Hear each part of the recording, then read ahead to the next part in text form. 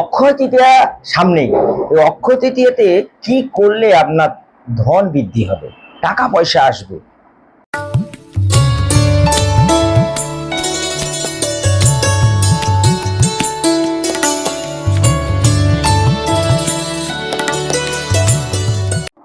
নমস্কার, বাংলা শুভ নববর্ষ, প্রত্যেককে আন্তরিক ভালোবাসা অভিনন্দন আমার তরফ থেকে সবাইকে জানাই। নতুন বছর ভালো কাটুক এই আশা রেখে আপনাদের জন্য কিছু মূল্যবান টিপস বা গুপ্ত প্রয়োগ আমি আজকে দেব। অক্ষয় তৃতীয়ার সামনেই, অক্ষয় তৃতীয়াতে কি করবেন কি করবে না। অক্ষয় তৃতীয়াতে যেগুলো করবেন না আর যেগুলো করবেন দুটোই আমি বলছি।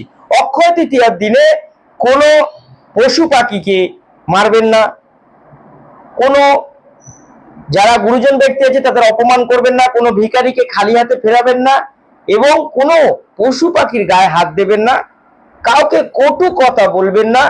এই দিনে ভুল করেও লোহার জিনিসপত্র কিনবেন না। এই দিনে মেয়েরা বা মহিলারা চুল ছেড়ে রাখবেন না। এই দিনে পুরুষরা, তারা যে ভগবত গীতা একটা পকেটে রাখতে বললাম প্রত্যেককে, এই সময় নিরামিষ খাবেন, আমিষ খাবেন না। এই সময় কাউকে কোনো কথা আপনারা ফাইনাল দেবেন না। এই সময় অবশ্যই এই কাজগুলো আপনারা করবেন না। আর এই সময় অবশ্য সন্ধ্যাবেলা কাউকে কোনো দান কিছু করবেন না সন্ধ্যার সময়, তাহলে আপনার বাড়িতে প্রচুর পরিমাণে ক্ষতি হবে। সন্ধ্যা 6টার পরে আর কাউকে কোনো কিছু দান করবেন না। বিশেষ করে তেল বা ডাল জাতীয় বা হলুদ জাতীয় জিনিস দান করা এই সময় যাবে না। এছাড়া অনেক আছে, এই কটা করলেই আপনাদের হবে। এবার কি করবেন করলে ভালো হবে? এই সময় আপনারা ফল, যে কাউকে 5 জনকে হোক, 10 জনকে হোক, 20 জন, 50 জন, যতজনকে আপনার ভালো লাগে 5খানা করে ফল দান করবেন। বেশি জনকে যদি না পারেন 5 জনকে অবশ্যই 5খানা করে ফল দান করবেন। এক একজনকে কিন্তু 5টা করে ফল দান করবেন। তাহলে দেখবেন এই 1 বছরের মধ্যে আপনি কত ভালো ফল পান। অক্ষয় তৃতীয়ার দিনে আপনার ইষ্ট দেবতার নাম নিয়ে তাকে দান করবেন। সে গরিব, ভিখারি বা ব্রাহ্মণ, যাকে আপনার ভালো লাগে তাকে দান করতে পারেন, কোনো সমস্যা নেই।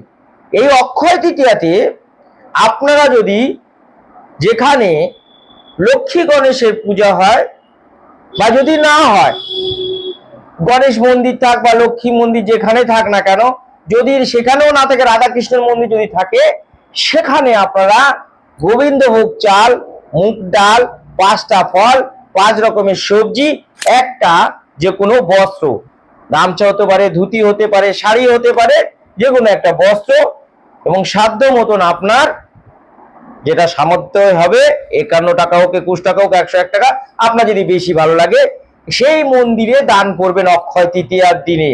চ্যালেঞ্জ করে বলছি, 1 বছরের মধ্যে আপনার অভাব অনটন মিটে যাবে।